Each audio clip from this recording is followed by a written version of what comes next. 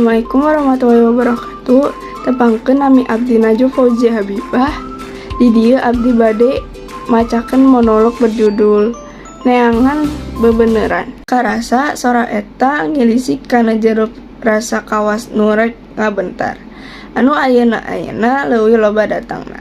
Sigana pikiran jang ngaleungitkeun ingetan jang kalangkang si Eneng tina jero pikiran teh kalah ngaudangkeun deui sora-sora anu aheng jeung ngaliarkeun.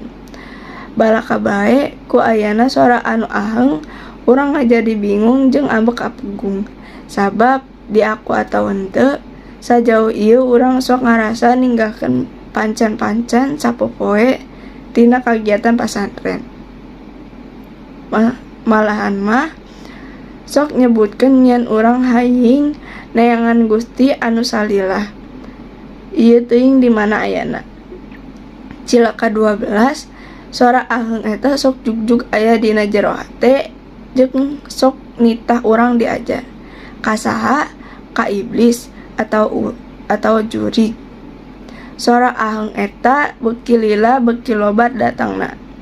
Kalangkang-kalangkang anu ting paburencay ngeunaan Gusti ting suliweur jeung ting radu dina pikiran. Malahan nyimpleng jauh kana carita Hanuman anu masih leutik keneh biasa ngabuka rusiah alam jeung sagala eusina. Urang sorangan sok ngarasa bingung. Batur sok ningali urang seserian sorangan. Malahan ngecap jalma gelo, tapi teu masalah. Eta mah mangrupa ekspresi diri tina pikiran anu ngaganggu. Padahal mah ngan nyengserikeun mobil jeung motor anu kacirian lucu. Teu karasa sirah anu ngoleang tina ting jareurit kadenget ti mana-mana.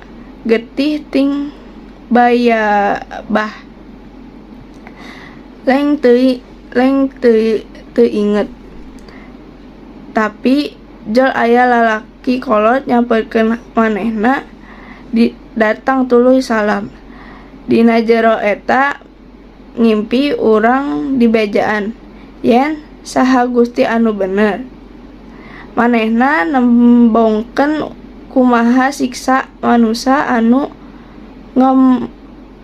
mengparjeng milampah jalan anu salah. Manehna mere peujeuh.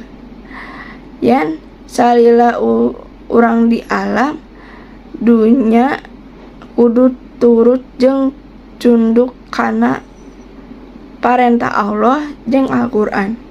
Sora anu ngaji kadenge raung dina ceuli saeutik mata muka tuluy melong anu ngaji.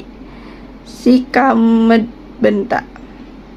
Sora gorowok eta teu salah. Teu karasa kacilakaan eta mawa jalan kana kabeneran. Ayeuna mah geus ngarti.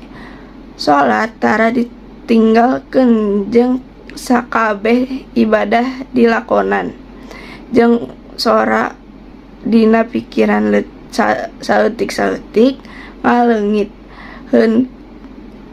Henteu hate ieu yakin yen Gusti anu diteangan teh ngan ukur Gusti Allah moal mengpar kana iblis anu geus dilaknat.